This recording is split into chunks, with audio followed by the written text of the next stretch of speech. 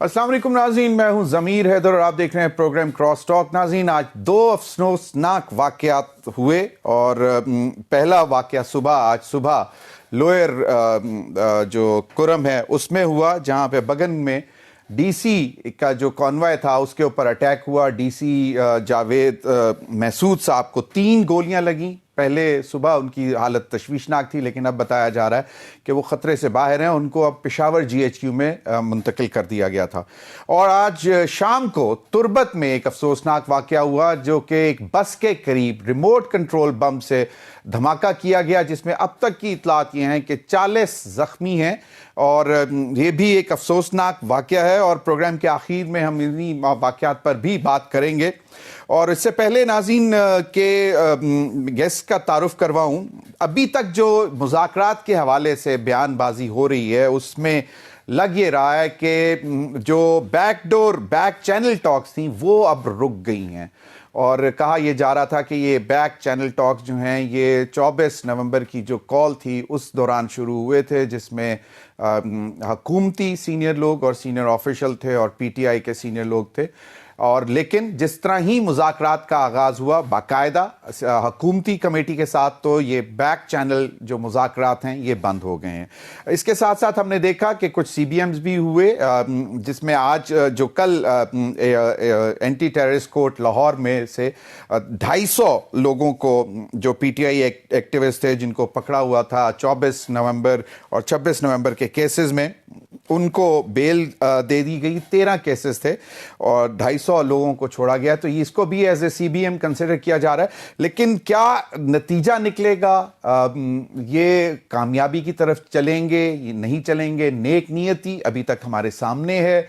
दोनों तरफ से कोशिश यही है कि मामलात बेहतरी की तरफ लेके जाएं। गुज़िश्ता रोज़ वज़ीर आज़म ने भी कह दिया था कि हमें सियासी इस्तेहकाम की ज़रूरत है। और ज़रूरत क्यों है? क्योंकि जो आपको मुआशी इस्तेहकाम चाहिए उसके लिए भी सियासी इस्तेहकाम चाहिए, और अब जो सिक्योरिटी के हालात हो रहे हैं उस हवाले से भी आपको सियासी इस्तेहकाम चाहिए। इन्हीं तमाम मामलात पर बात करेंगे। मेरे साथ मौजूद हैं मुर्तज़ा सोलंकी साहब, सीनियर जर्नलिस्ट, एनालिस्ट और x care taker in minister for information. आपका बहुत बहुत शुक्रिया मुर्तज़ा सोलंकी साहब आपके वक्त का। मेरे साथ मेरे मौजूद हैं आमिर ज़िया साहब, सीनियर जर्नलिस्ट, एनालिस्ट और अपना प्रोग्राम भी होस्ट करते हैं, एंकर भी हैं। बहुत बहुत शुक्रिया आमिर ज़िया आपके भी वक्त का। मैं चाहूँगा कि आप दोनों की इजाज़त से प्रोग्राम के आगाज़ में पहले एहसन इकबाल साहब की गुफ्तगू सुनवाऊँ कि वो इन मुज़ाकरात के हवाले से क्या बात कर रहे हैं। जो भी हुकूमत इकनॉमिक एजेंडे पे यकीन रखती है वो चाहती है कि मुल्क का पॉलिटिकल टेम्परेचर लो रहना चाहिए। ताली दोनों हाथों से बजती है। हम अपने हिस्से की कोशिश करेंगे, दूसरा फरीक अगर रीजनेबल डायलॉग और रेजोल्यूशन की कोशिश करेगा तो जरूर कोई अच्छे नताइज निकल सकते हैं। ज़रूर अच्छे नताइज निकल सकते हैं और नेक नियति की कोशिश अगर दोनों तरफ से होगी। और वही उन्होंने बात की कि अगर मुआशी इस्तेहकाम चाहिए तो हम इस तरफ जा रहे हैं। शेख वक्कास अकरम साहब ने भी आज इसी हवाले से कुछ गुफ्तगू की, मैं चाहूँगा वो भी ज़रा सुन लें आप। हम मुज़ाकराती कमेटी के अंदर हुकूमती मुज़ाकराती नॉमिनेटेड जो लोग हैं उनकी सीरियसनेस और इन मुज़ाकरात की पेश रफ्त के ऊपर ये फैसला करेंगे कि वो कितने संजीदा है कितने नहीं। अगर वो सजा हो भी जाती है और हमें कोई संजीदगी नजर आती है, हम मुज़ाकरात जारी रखेंगे, तो मेरा ख्याल है फिर हुकूमत को भी बर्दाश्त करना चाहिए। अगर हम सजा के हवाले से कह रहे हैं कि सजा हो भी जाती है तो हम इसको डिसरप्ट नहीं करेंगे, तो फिर सिविल नाफरमानी की तहरीक जो है वो उनको भी बर्दाश्त करनी चाहिए। अगर हम वहां वो कर रहे हैं तो ये यहाँ पे करेंगे। उन्होंने हमसे क्या चार्टर ऑफ डिमांड रखना है? हम इंसाफ मांग रहे हैं, हमको डील तो कोई नहीं मांग रहे। खान ने भी जब आना है वो किसी अदालती फैसले के बाद ही बाहर आना है। ये नहीं है कि आज मुज़ाकराती टीम ने वो किया और कल जनाब उस पे, और आपने देखा होगा कि उस पे गुफ्तगू भी हुई है। उन्होंने बड़ा वाज़ेह इस पे ये बात कह दी है कि जुडिशियल सिस्टम के थ्रू ही उन्होंने आना है। और हम भी, खान इससे पहले कह चुका है, before government could say Khan ने ऑलरेडी कह दिया। जी मुर्तज़ा सोलंकी साहब, गुफ्तगू का आगाज़ आपसे करूँगा। एहसन इकबाल साहब कहते हैं कि ताली दोनों हाथों से बजती है और हम अपने हिस्से की कोशिश करेंगे, दूसरा फरीक माकूल मुज़ाकरात की कोशिश करेगा तो ज़रूर अच्छे नताइज निकलेंगे। शेख वक्कास अकरम साहब इसको रेसिप्रोकेट कर रहे हैं। वो कह रहे हैं कि हम चाहे सज़ा हो भी जाती है, जो कि कह रहे हैं कि पीर को एक फ़ैसला आना है, تو اس کے باوجود ہم کوشش کریں گے کہ مذاکرات کا عمل سیبوٹاج نہ ہو. لیکن ہیونگ سیڈ دیٹ وہ کہتے ہیں کہ تو پھر جو سول نافرمانی کی جو ہماری کال ہے اس کو بھی حکومت بھی برداشت کرے. باقی انہوں نے کہا کہ جوڈیشل سسٹم ہے, اسی کے تحت سب سزائیں ختم ہوں گی یا جو بھی باہر آئیں گے. مرزا سولنگی صاحب, اب یہ should we consider this statement of Sheikh Waqas Akram as a non-starter for the situation as we go in? دیکھیں, ان مذاکرات کے حوالے سے ایک جو اہم بات ہے وہ خود پی ٹی آئی کی آمادگی ہے مذاکرات پر. آپ کو یاد ہوگا کہ جب سے خان صاحب گرفتار ہوئے ہیں, جو مستقل بیانیہ تھا پی ٹی آئی کا وہ یہ تھا کہ یہ تو چور ڈاکو لٹیرے ہیں, اور فروری کے انتخابات کے بعد ان کا موقف یہ تھا کہ یہ فارم 47 کی پیداوار ہیں, ان کے ساتھ تو ہم نے بات نہیں کرنی ہے, ہم نے بات کرنی ہے جن کے پاس اختیار ہے, اور وہ براہ راست کہتے رہے کہ ہم بات کریں گے تو اسٹیبلشمنٹ سے کریں گے. اب اس سے نیچے اتر کے آئے ہیں, یہ بالکل کیٹو کی چوٹی سے اتر کے مرگلا کی پہاڑی تک تو آئے ہیں.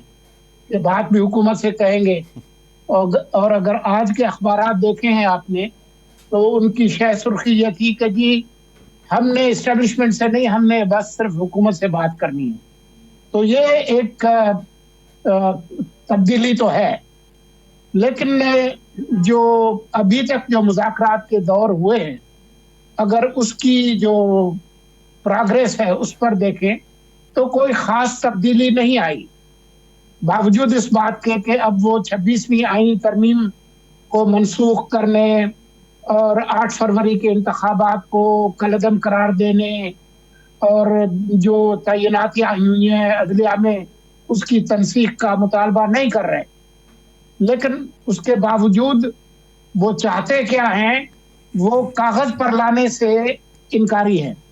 جو پچھلی جو پہلے مذاکرات کا دور ہوا اس میں بھی پریس ریلیز میں یہ بات لکھی تھی کہ جی وہ اپنے تحریری مطالبات پیش کریں گے, دوسرے میں بھی یہ ہوا جو پریس ریلیز کی گئی, لیکن ابھی تک وہ اس سے انکاری ہیں. جو شیخ صاحب نے جو بات کی اس میں بھی یہ کہ جی ہم کیوں تحریری جو ہے وہ مطالبات پیش کریں. تو یہ یہاں تک کہ جو پچھلا اجلاس ہوا اس میں جب ان سے کہا گیا کہ جی اگلا دور کس تاریخ کو کرے, تو انہوں نے کہا نہیں ابھی ہم نہیں کرتے, ابھی جب ہم خان صاحب سے بات کریں گے تو اس کے بعد طے کریں گے. تو ایک طرح سے کوئی خاص پروگریس نہیں ہے. میرا خیال یہ ہے کہ پرسوں جب 190 ملین پاؤنڈ کیس کا جو فیصلہ آئے گا اس کے بعد یہ کوئی تاریخ دیں گے, اگر دینی ہوگی. تو بنیادی طور پر کوئی خاص پروگریس اس پر ہے نہیں. یہ کہنا کہ جی وہ جو عدالتیں ہیں ان سے اگر سزا بھی ہو جائے تو ہم جو ہے وہ جو فرما رہے ہیں کہ ہم جو مذاکرات جاری رکھیں گے, ترسیلات زر جو ہے اس کو منسوخ کرنے پر آپ زور نہ دیں.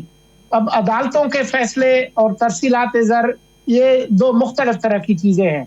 عدالتوں نے اپنے طور پر فیصلے دینے ہیں, یہ خود بھی کہہ چکے ہیں کہ جی ہم تو عدالتوں کے سے ہی ریلیف لیں گے. تو پھر یہ ترسیلات زر جو ہے وہ ایک ایجیٹیشنل ایک ٹیکٹکس ہے, لیکن حکومت کیونکہ ابھی اس پر کچھ نہیں کہہ رہی تو میرے خیال میں یہ معاملہ اسی طرح سے چلے گا. لیکن مجھے کوئی خاص پیش رفت جو ہے وہ ہوتی ہوئی نظر نہیں آ رہی.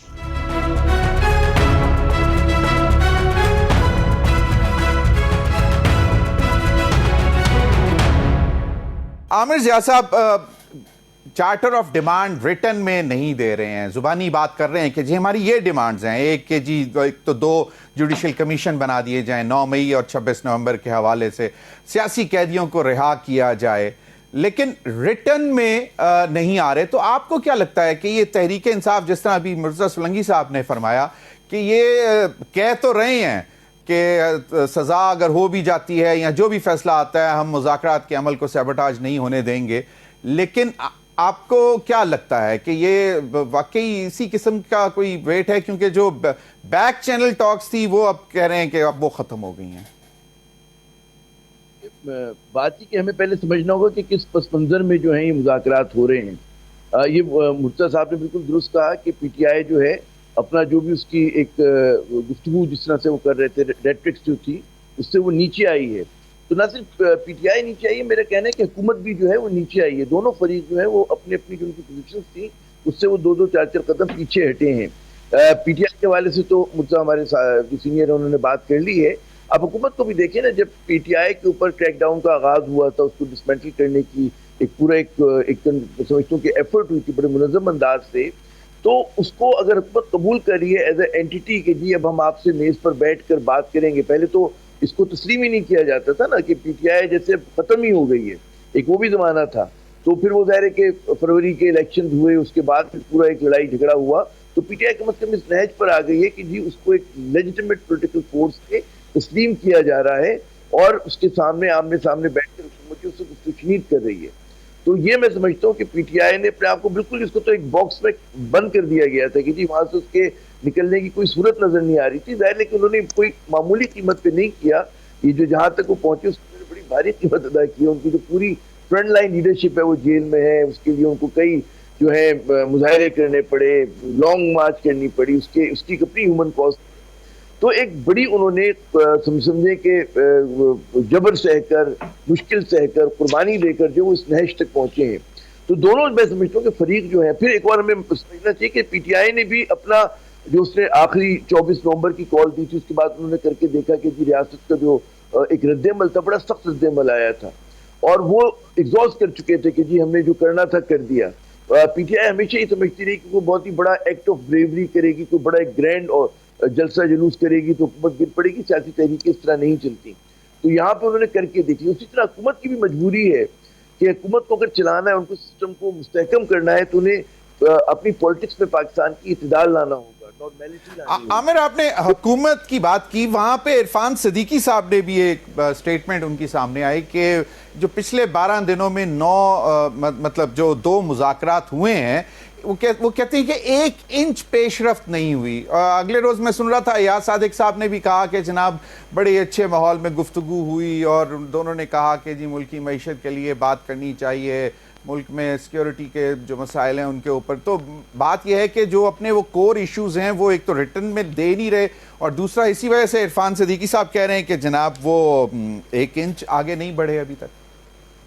میں آ رہا ہوں اس کے اوپر، میں اس کے اوپر بھی وہی اسی طرف آ رہا تھا۔ میں بات ہی دیکھیں، جتنی بڑی خلیج ہے حکومت اور حزب اختلاف کے درمیان، 2 مذاکرات کی راؤنڈ ہوں گے اور آپ سمجھیں گے کہ حکومت ایک دم کنسیڈ کر دے گی، تو ایسا نہیں ہوگا۔ یا پی ٹی آئی جو ایک دم اچھا بچہ بن جائے گی، تو ایسا بھی نہیں ہوگا۔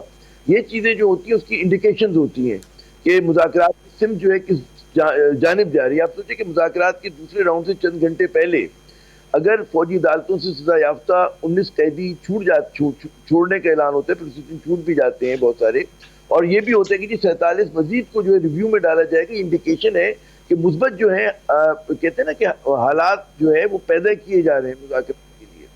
ٹھیک ہے، یہ چھوٹی چھوٹی انڈیکیشن ہوتا ہے۔ آپ یہ سمجھے کہ جی 1 راؤنڈ ہوگا، اگلے دن عمران خان باہر آ جائیں گے، میں نہیں سمجھتا ایسا ہوگا، لیکن یہ بالکل ہو سکتا ہے کہ مزید مقدمات قائم نہ ہوں، اور جو ایک سمجھے کہ جعلی مقدمات ہیں اس کو چیلنج نہ کیا جائے حکومت کی طرف سے، اگر فیصلہ آ جائے۔ جو 188 مقدمات ہیں اس میں سے کچھ ہی جو ہوں گے، میں سمجھتا ہوں کہ جو لیجیٹمیٹ قسم کے مقدمات بن سکتے ہیں وہ بھی عدالتیں فیصلہ کریں گی۔ تو ہم نے دیکھا جی عمران خان پہ 188 مقدمات۔ اچھا، تو اسی طرح میں سمجھتا ہوں کہ جیسے یاسمین راشد صاحبہ ہوئی پہلے مرحلے کے اوپر، یا پنجاب کی ان کی دیگر لیڈرشپ ہوئی جو ضعیف بھی ہیں، بزرگ بھی ہیں، شاہ محمود ہو گئے، آپ یہ دیکھیے گا کہ ان کے نکلنے کا کوئی راہ سبب بن سکتی ہے۔ مگر پھر میں کہوں گا کہ ہم کوئی 2020 میچ نہیں کھیل رہے، ڈرامیٹک انداز سے چیزیں نہیں ہوں گی۔ ہمیں عادت پڑی ہوئی ہے کہ جی ہم میڈیا پہ بیٹھیں گے، صبح ایک دم مذاکرات ہوئے اور 3 گھنٹے کی کوئی فلم کی طرح اس کے بعد نتیجہ آ جائے گا اور محبت کی کہانی جو ہے کامیاب ہوگی، تو ایسا نہیں ہوتا سیاست کے اندر۔ ظاہر ہے کہ اچھا ایک اور میں نے کہا کہ مجبوری دونوں کی، حکومت بھی چاہے گی کہ حالات نارمل ہوں، پی ٹی آئی بھی چاہ رہی ہے، لیکن ان نیگوسیشن پہ دونوں کی خواہش ہوگی کہ اپنے اپنے انداز سے جتنا زیادہ لیوریج حاصل کر سکے۔ وہ ظاہر ہے کہ ان کے اپنے اوپر ہوگا کہ کون زیادہ انداز میں جو ہے مذاکرات کرے گا۔ لیکن سمت طے ہو گئی اور ایک دم جو لوگ کہہ رہے ہیں کہ کچھ نہیں ہوا تو ایک دم کچھ ہونے کی توقع بھی نہیں ہے جو سیاسی. لیکن عرفان صدیقی صاحب ایک اہم رکن ہے کمیٹی کے, سینئر موسٹ رکن, لیڈ تو خیر ڈپٹی پرائم منسٹر کر رہے ہیں. مرتضیٰ سولنگی صاحب, اب یہ ایک تو چیز ہمارے سامنے ہے ہی کہ لیکن کچھ جو سیاسی پنڈت ہیں وہ ان کا یہ خیال ہے کہ یہ ڈائیلاگ کا جو ایک سلسلہ شروع ہوا ہے یہ چلے 10 دن چلے, 15 دن چلے, 20 دن چلے, مہینہ چلے یا جتنے دن بھی چلے, اگر یہ ناکام ہو جاتے ہیں تو اس کے بعد پھر کوئی سیکنڈ آپشن کی ڈائیلاگ کی نہیں رہے گی. ایک تو یہ بتا دیں کہ do you subscribe to this, ایک چیز یہ. دوسری چیز یہ جو عرفان صدیقی صاحب نے کہا ہے تو اس میں وہ مجھے نہیں معلوم, عامر ضیاء یہ سمجھ رہے تھے کہ شاید یہ سمجھا جا رہا تھا کہ جی فوراً کوئی فیصلہ آئے گا, لیکن 1 انچ پیش رفت کا مطلب یہ ہوتا ہے کہ شاید کہیں سے کچھ نہ کچھ ریٹن ان کے سامنے رکھا ہو, کسی پہ بات ہوئی ہو. تو وہ جس طرح ایاز صادق صاحب نے بھی کہا کہ جی گفتگو ہو گئی. دیکھیں, جو پنڈت ہیں وہ تو بہت ساری باتیں کرتے ہیں, اور ہمارے ہاں جو ویلاگرز اور یوٹیوبرز ہیں ان کی تو بہت ہی ہوش ربا کہانیاں ہیں, خاص طور پر بیک چینل کے حوالے سے. جبکہ میری جو معلومات ہے اس کے مطابق جو بیک چینل جو تعلقات ہیں جس کا بہت ہوا بنایا گیا ہے وہ بہت ہی نچلی سطح کے فنکشنل لیول کے کمیونیکیشن رہی ہے, چاہے وہ اسٹیبلشمنٹ کی حد تک ہو یا حکومت کی حد تک ہو. اگست میں, سپٹمبر میں, اکتوبر میں اور نومبر میں جو آخری ان کا جو حلہ تھا اس حوالے سے کچھ لوگوں کے ساتھ کمیونیکیشن تھی کہ اگر آپ آ رہے ہیں تو آپ کہاں جائیں گے, کیا کریں گے, SCO کی سمٹ ہو رہی تھی, اس طرح کی چیزیں تھی. خان صاحب کے ساتھ ان کے سیاسی مستقبل کے حوالے سے جو بڑے جو مدعے ہیں, 9 مئی کا 190 ملین پاؤنڈز کا, ان کے کیسز کے ریلیف کے حوالے سے میری معلومات کے مطابق کوئی بات نہیں ہوئی. تو یہ جو سارا جو ہوا کھڑا کیا گیا, اب یہ کہ مذاکرات کامیاب ہوتے ہیں یا ناکام ہوتے ہیں اس کا بہت حد تک انحصار جو اگلے جو 2 بڑے مقدمات ہیں, ایک پرسوں جو 6 جنوری کو جو فیصلہ آنا ہے 190 ملین پاؤنڈ کیس کا, جی جس میں مجھے لگتا ہے کہ دونوں کو سزا ہونا تقریباً ناگزیر ہے. خان صاحب کو بڑی سزا اور ایک حد تک جو ہے وہ بیوی کو بھی. پھر جو 9 مئی کا جو معاملہ ہے وہ بھی اب آخری سٹیج میں جا رہا ہے. یہ صرف اس انتظار میں ہے کہ سپریم کورٹ کیا فیصلہ کرتی ہے. اگر سپریم کورٹ کہتی ہے کہ جی مخصوص حالات کے اندر فلاں جو پیرامیٹرز ہیں ان کے تحت جو ہے وہ ان لوگوں پر مقدمہ بھی چل سکتا ہے اور سزا بھی ہو سکتی ہے, تو پھر خان صاحب کے لیے اور زیادہ مشکل ہوگی. لیکن ان دونوں مقدمات کے حوالے سے مرتضیٰ سولنگی صاحب ملٹری کورٹس کی بات کر رہے ہیں آپ کہ ملٹری کورٹس میں مطلب جی بالکل. تو پھر ان کی جو بارگیننگ پوزیشن ہے وہ اور مزید کمزور ہوگی. تو اب یہ تو پھر PTI پر ہوگا کہ مذاکرات کرتے ہیں یا نہیں کرتے ہیں, لیکن ان کے پاس سیاسی طور پر مذاکرات کرنے اور عدالتوں کے ذریعے ریلیف لینے کے علاوہ انقلاب کا کوئی آپشن نہیں ہے, وہ ایگزاسٹ کر چکی. صحیح بالکل. ایک چھوٹی سی بریک لیں گے, بریک کے بعد حاضر ہوں گے تو اس پر مزید گفتگو کریں گے کہ کیا دونوں اسی قسم کے سخت سٹانس رکھیں گے, کیونکہ شیخ وقاص اکرم نے جہاں میٹھی بات کی وہاں سخت بات بھی کی ہے, تو کیا وہ اس کو دھمکی سمجھا جائے. بریک کے بعد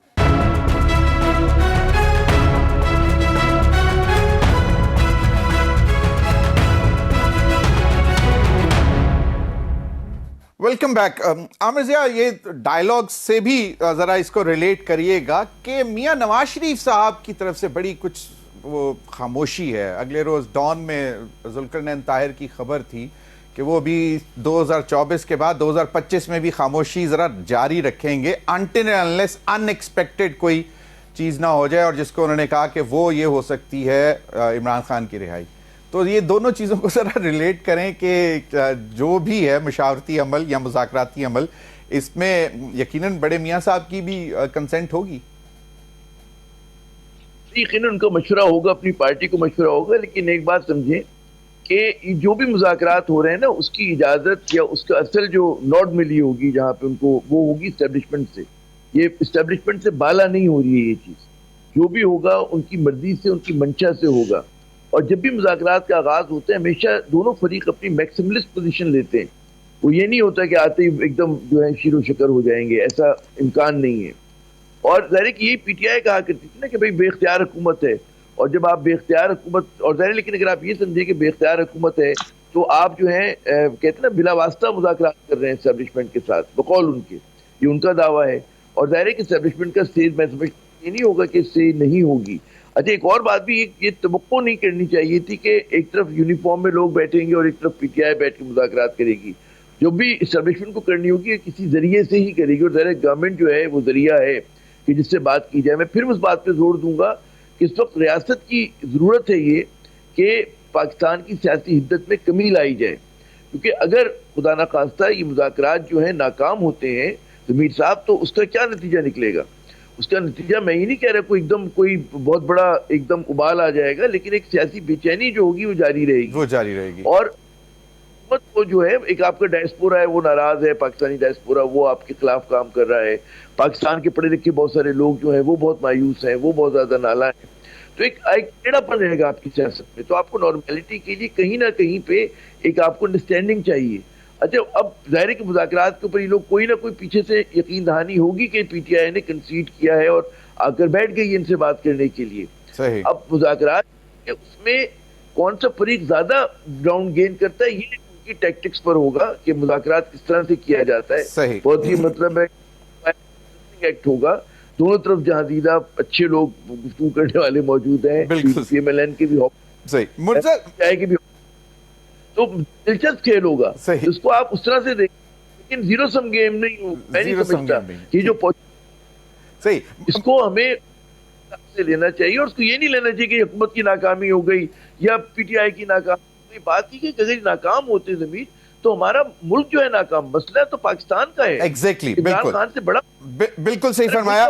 میں بالکل آپ صحیح فرمایا. مرزا سولنگی صاحب، ایک سٹیٹمنٹ ہمارے سامنے آئی کہ بانی چیئرمین پی ٹی آئی، انہوں نے کہا جب ان سے ملنے گئے کہ بھئی آپ لوگ اپولوجیٹک کیوں ہو، آپ ضرورت جو ہے وہ ان کی ہے آپ سے مذاکرات کرنے کی، تو آپ اتنے اپولوجیٹک کیوں ہو، اگریسو سٹانس رکھو. ایک چیز وہ بھی آئی. پھر انہی کی طرف سے یہ آیا کہ مجھے بالواسطہ جو ہے باقاعدہ کہا گیا کہ آپ کو بنی گالا شفٹ کر دیتے ہیں، جس کی پھر تردید بھی آ گئی کہ جی ایسی کوئی پیشکش نہیں تھی. اب وہ جو ان کے شیر افضل مروت صاحب ہیں وہ کہتے ہیں کہ نہیں بنی گالا نہیں، ان کو تو کے پی ہاؤس، گورنر کے پی ہاؤس، یہاں سی ایم کا جو ہاؤس ہے اس میں نتھیا گلی میں شفٹ کرنے کی بات ہو رہی ہے. تو یہ جو ہے عجیب قسم کے متضاد بیانات بھی آ رہے ہیں. دوسرا ایک اگریسو سٹانس بھی ہے. دیکھیں خان صاحب جو ہے ان کو داد دینی پڑے گی کہ ان کے اندر یہ صلاحیت موجود ہے کہ وہ بیک وقت گلا بھی پکڑ سکتے ہیں اور پاؤں بھی پکڑ سکتے ہیں، اور وہ دونوں کام بیک وقت کر رہے ہیں. ان کی جو مذاکراتی کمیٹی ہے وہ پاؤں پکڑنے کا کام کر رہی ہے. جو ان کے بیانات ہیں، جس طریقے سے گڈی جو ہے وہ شیر و شکر جو ہے وہ اچھے ماحول میں گفتگو ہوتی ہے.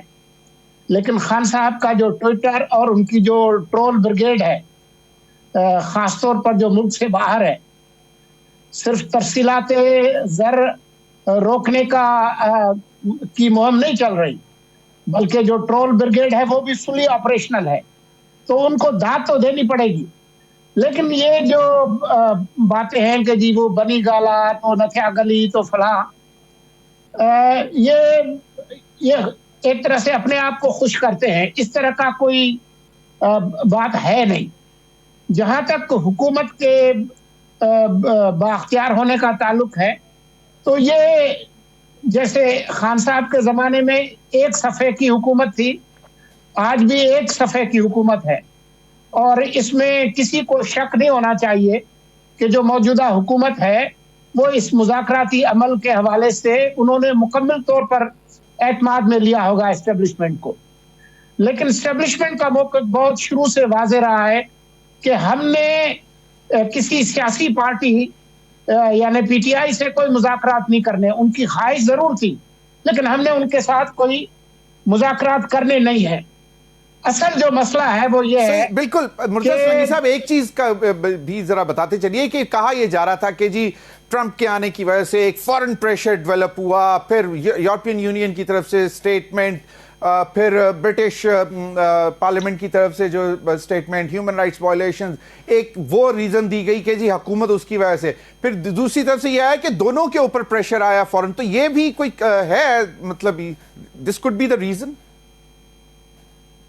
देखिए, हुकूमत शुरू से बातचीत करना चाह रही थी, उन्होंने बरमला कहा, ये पीटीआई थी जो कह रही थी कि हम हुकूमत से बात नहीं करेंगे, तो मजबूर सबसे पहले जो मुज़ाकराती कमेटी है वो खान साहब ने बनाई, हुकूमत ने तो नहीं बनाई।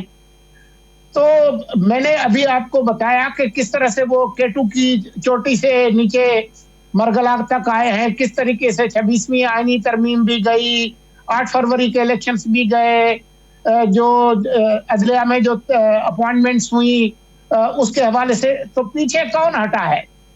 दबाव जिस पर होगा वही पीछे हटेगा ना। हुकूमत ने तो अभी तक कोई ऐसी बात की नहीं है जिससे पता चले। इस वक्त अगर कोई बेअख्तियार लोग हैं जिनसे आप हमदर्दी कर सकते हैं, वो पीटीआई की मुज़ाकराती कमेटी है। ये लोग उधर जाते हैं, किसी किस्म की कोई कमिटमेंट देने के लिए तैयार नहीं है, हर आदमी दूसरे पे शक करता है कि ये जाकर खान साहब को क्या बता देंगे, असद कैसर हो, दूसरे हो, ये एक दूसरे से डरे हुए लोग हैं। इसी वजह से तो ये तय हुआ है कि 6 रुकनी कमेटी पूरी की पूरी मिलेगी और इजाजत भी मिल गई है, अगर पीर को नहीं तो मंगल को उनकी मुलाकात तय है, या मतवक्के है। देखे, वो अनोखा लाडला खिलन को मांगे चांद, अब वो सिर्फ मुज़ाकरात नहीं चाहते, अब वो कहते हैं कि किसी ऐसे पुरफिजा मकाम पर आप हमें ले जाए जहां पर हम मुज़ाकरात करें, जहां पे और कोई ना हो, कोई सुनने वाला ना हो, कोई देखने वाला ना हो। अब इस तरह की जो ख्वाहिशात हैं, आमिर जिया, यही अब जो बात हो रही है कि इन्होंने कहा कि जी केटू से मरगला तक आ गए हैं नीचे, और मरगला के रास्ते ही उनके केपी के सीएम भी निकल गए थे पहाड़ी चढ़कर पैदल।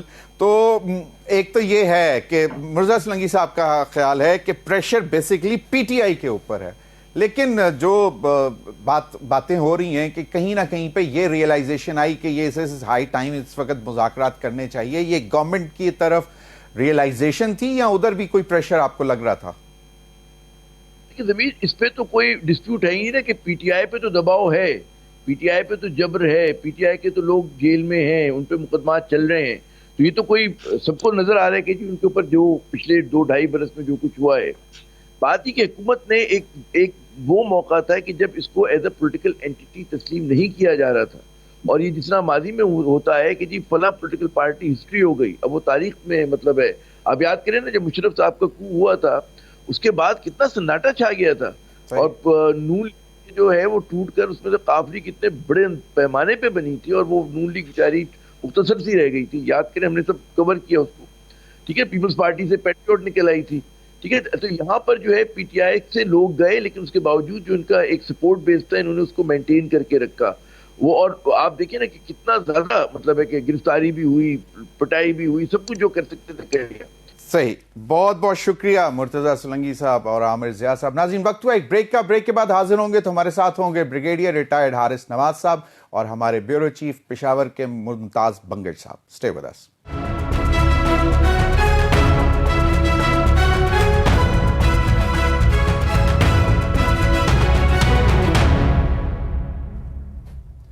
वेलकम बैक नाज़रीन। इस सेगमेंट में हमें ज्वाइन किया है ब्रिगेडियर रिटायर्ड हारिस नवाज साहब, साबिक केयर टेकर इंटीरियर मिनिस्टर रहे हैं सिंध के और डिफेंस एनालिस्ट भी हैं। बहुत बहुत शुक्रिया ब्रिगेडियर साहब आपके वक्त का। और हमारे साथ मौजूद हैं मुमताज बंगश साहब, हमारे ब्यूरो चीफ हैं 92 न्यूज़ चैनल के पेशावर में, आपका भी बहुत बहुत शुक्रिया। ब्रिगेडियर साहब, आपसे आगाज़ करना चाहूँगा کرم ایجنسی میں امن معاہدہ ہوتا ہے، لیکن ہم دیکھ رہے ہیں کہ دشمن عناصر جو ہیں اس امن معاہدے کو سیبوٹاج کرنے کی کوشش کر رہے ہیں، اور آج بھی جو بگن میں جو ایک بہت ہی افسوسناک واقعہ ہوا جس میں ڈپٹی کمشنر بھی زخمی ہوئے اور 2-3 اہلکار جو ہیں وہ شہید بھی ہو گئے، یہ لوئر کورم کا علاقہ ہے، اور اب گزشتہ روز ایپیکس کمیٹی میں بھی واضح طور پر یہ ڈیسائیڈ کیا گیا ہے کہ جناب آئرن ہینڈ سے نپٹا جائے گا۔ کچھ معاملات شاید تاخیر میں گئے، کے پی کی حکومت جو ہے وہ اتنا سیریس نہیں دیکھ رہی تھی جو اب ہم آج دیکھ رہے ہیں، حالات اتنے بگڑ گئے ہیں۔ بریگیڈیئر صاحب دیکھیں ضمیر، بات یہ ایک تو بالکل یہ بات ٹھیک ہے کہ اگر 24 جب نومبر کی بات تھی، اگر آپ کو یاد ہو، اور یہ لانگ مارچ کر رہے تھے، اس وقت یہ حادثہ ہوا تھا۔ چیف منسٹر کی پہلی رسپانسبلٹی تھی اپنے صوبے کی عوام کی جان و مال کی حفاظت۔ ان کو یہی ایک شعور بھی مل رہا تھا کہ وہ اس مارچ کو کینسل کر دیں، کہتے کیونکہ بہت خون خرابہ ہوا ہے میرے صوبے میں، یہ پارا چنار میں، تو ہم یہ کال آف کر رہے ہیں temporary and we are going, اور جا کے ہم وہاں پر حالات کو ٹھیک کریں گے۔ وہاں جاتے ہیں، دیکھتے ہیں، اور اس کے بعد یہ امیڈیٹلی ایشو ختم ہو جاتا ہے۔ لیکن جب وہ یہاں پر آگے اسلام آباد میں ٹائم ویسٹ ہو گیا ایک ہفتے کا، اس میں اور زیادہ کیجولٹیز ہوئیں، جس کی وجہ سے علاقے کے لوگوں میں غم و غصے کی لہر بھی دوڑ گئی۔ ان کے اپنے جو مطلب اہل تشیع بھی، اہل سنت بھی، اور جو سیکٹریین ایشوز تھا، اس میں جب ایک دوسرے کی جانی نقصان ہوا، اس سے اور دشمنی بڑھی، اور زیادہ جانی نقصان ہوا، اور مالی نقصان ہوا۔ تو یہ ایک تو پروونس کی بہت ہی کمزوری تھی اور ویکنس تھی جو انہوں نے دکھائی، اور ایک بر وقت اس پہ ایکشن نہیں لیا۔ اس کے بعد یہ جب امن جرگہ ہوا ہے 4 جنوری کو، اس میں فیصلہ ہو گیا۔ اب یہ رسپانسبلٹی ہے امن کمیٹیوں کی، جب دونوں سائڈ سے انہوں نے ایک گارنٹی دی، اور پھر ایک کیونکہ شارٹیج آف فوڈ ہے، شارٹیج آف میڈیسنز ہیں، بچوں کی اموات ہو رہی ہیں، تو یہ حکومت نے بڑی کوشش کی اور فیڈرل منسٹری نے بھی کی، اور اس کو جا کے امن کے جگ کرنے کے بعد کہا جی ہم کنوائے موو کرتے ہیں۔ سرکاری اہلکاروں پر فائرنگ کرنے کا مطلب یہ ہے کہ یہ شرانگیزی کی جا رہی ہے اس سے تاکہ اور حالات خراب ہوں، اور it is not restricted to only یہ سیکٹیرین ایشو، اور وٹ آئی سیک اس کو بہت خطرناک حد تک بڑھانے کی کوشش کی گئی ہے۔ یہ خوارج ہیں، یہ دہشت گرد ہیں، انہوں نے یہ سرکاری اہلکار پہ ڈی سی پہ حملہ کیا، اس کو سبوٹاج کرنے کی کوشش کی۔ مطلب یہ تھا کہ آپ دیکھیں کراچی میں بھی بہت زیادہ اسٹرائکس ہوتی رہی ہیں، کراچی کافی کو بند کیا گیا، یہ اور جس طریقے سے ابھی حرکت کی گئی ہے اس سے یہ پورے ملک میں پھیل سکتی ہے، اور یہی کوشش کی گئی ہے۔ یہ تو ہمارے چاہے سنی بھائی ہیں، شیعہ بھائی ہیں، سب ان کے علماء ہیں، وہ بہت ایک سمجھداری سے، سمجھ بوجھ کے ساتھ آپس میں بڑے اچھے تعاون سے مذاکرات کر کے بیٹھے ہیں۔ ادروائز پوری کوشش کی جا رہی ہے کہ اس کو سیکٹرین ایشو کو بہت بڑھا دیا جائے، جو کہ کسی حالت میں حکومت پاکستانی مسلح افواج اور صوبائی حکومتیں اجازت نہیں دیں گی۔ لیکن بات یہ ہے کہ جب آپ کے وہاں کے M Ps 3-4 M Ps ہیں، ان سے پوچھیں کہ آپ نے کیا کیا، آپ نے کیا ضمانت دی، آپ نے کیوں اس عمل کو کمپلیٹ نہیں کیا، کون اس میں شامل ہوا ہے۔ یہ بہت بڑی شرمگیدی ہے۔ اس سے دیکھیں پروونشل کمیٹی کہ آپ اپنے جتنے ریسورسز سول فورسز خاص طور پہ ایف سی کو وہاں پہ لے کر آئیں، جو مقامی بھی ہیں، جانتے بھی ہیں سسٹم کیا ہے، اس کو کریں۔ اس کے بعد فیڈرل گورنمنٹ کو چاہیے کہ وہ بھی ان کی پوری سپورٹ کرے، جتنی سول فورسز کو لے کر آئیں، اور یہاں پر یہ بنکر سب چیزیں فورسفلی ڈسٹروائے کریں۔ صحیح، یو ڈونٹ اپولوجیٹک، کہیں نہ کہیں وہ فورس چاہیے جسے اتھارٹی نظر آئے، ریٹ آف گورنمنٹ قائم، ناٹ کہ ہم کو خدا نہ خدا کیجولیٹ کرے، but this is very very important. صحیح۔ ممتاز بنگے صاحب، آج میری ایک بہت ہی سینئر کے پی کے شخصیت سے بات ہو رہی تھی، اور ان کا یہ خیال تھا کہ اب یہ اٹس نو مور سیکٹیرین، اور یہ جو خوارج ہیں اس کا فائدہ اٹھا رہے ہیں، اور وہ وہی خوارج ہیں جس میں ٹی ٹی پی بھی شامل ہے، اور اب اور مزید دہشت گرد آرگنائزیشنز جو ہیں افغانستان سے انٹر ہونا شروع ہو گئی ہیں۔ تو ممتاز، آپ کو کیا لگتا ہے؟ ایک تو یہ کہ جس طرح بریگیڈیئر صاحب کہہ رہے تھے کہ F C should be given full charge کہ وہی آپریشن کرے، اور جو جن سے بات ہو رہی تھی میری آج، وہ ان کا بھی یہی کہنا تھا کہ وہاں کی کے پی کی جو پولیس ہے یقیناً بہت زبردست تکڑے جوان ہیں، لیکن ان کے پاس وہ اسلحہ نہیں ہے جو دشمن، جو خوارج، جو دہشت گرد استعمال کر رہے ہیں۔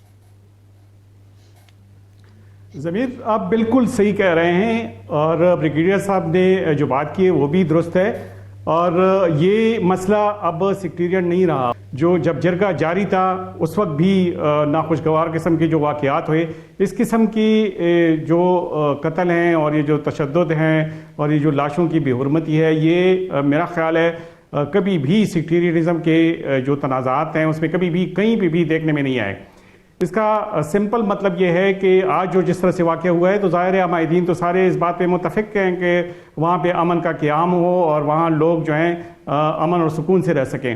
وہاں جو امن کمیٹیاں بنائی گئیں، ظاہر ہے انہوں نے اس لیے رسپانسبلٹی لی کہ وہ پائیدار امن چاہتے تھے۔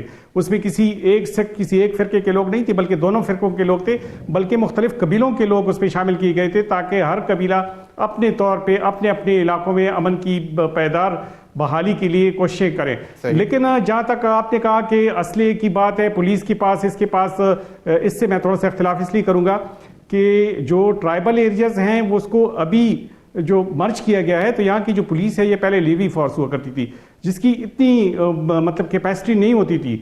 اب اسی پولیس کو اس میں شامل کیا گیا ہے، لیکن اس کے لیے جو اس کی استعداد ہے وہ اس طرح سے بڑھائی نہیں جا سکتی۔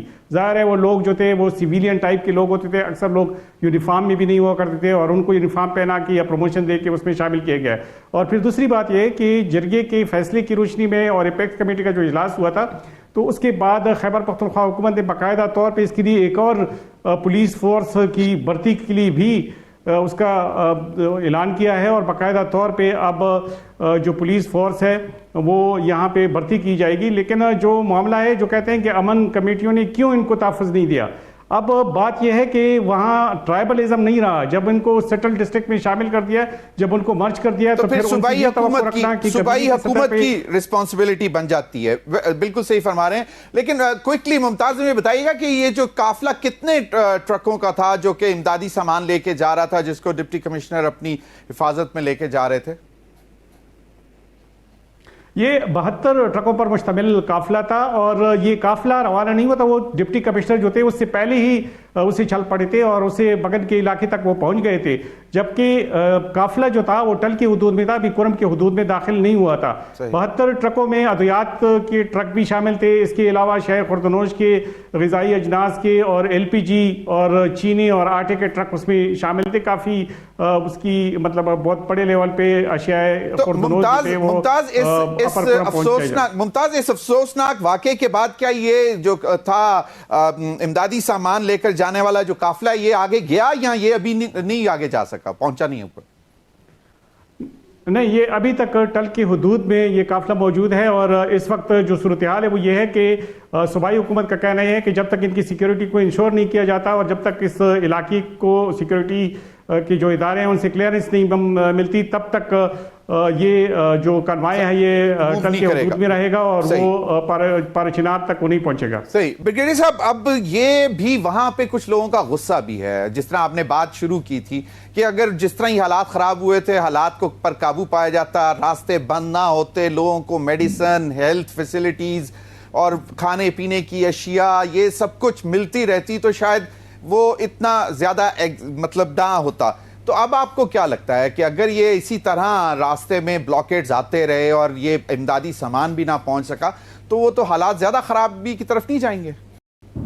دیکھیں ضمیر بات، it is the responsibility of the federal government and the provincial government to ensure security of life and property of the people of Pakistan اور ان کی جان و مال کی حفاظت۔ صحیح، یہ اس میں کمزوری نہیں ہو سکتی۔ آپ FC کو بلائیں، اب military will continue doing intelligence based operation جو پہلے کر رہی ہے اور وہ کیپیسٹی بڑھا دیں گے، انٹینسٹی بڑھا دیں گے۔ 170 آپریشن ہر روز فوج کے لوگ کر رہے ہیں۔ آپ کا کام ہے کہ آپ وہاں پر یہ انشور کریں کہ آپ کی وہاں پر آپ کی FC آ گئی ہے، اس نے کنٹرول کر لیے، جو بنکر سارے FC کو ان کو ڈسٹروائے کرنا چاہیے، اور لوکل سے مدد لیں کہ یہ خوارج کہاں سے آئے تھے اور کہاں جا کے چھپے ہوئے ہیں۔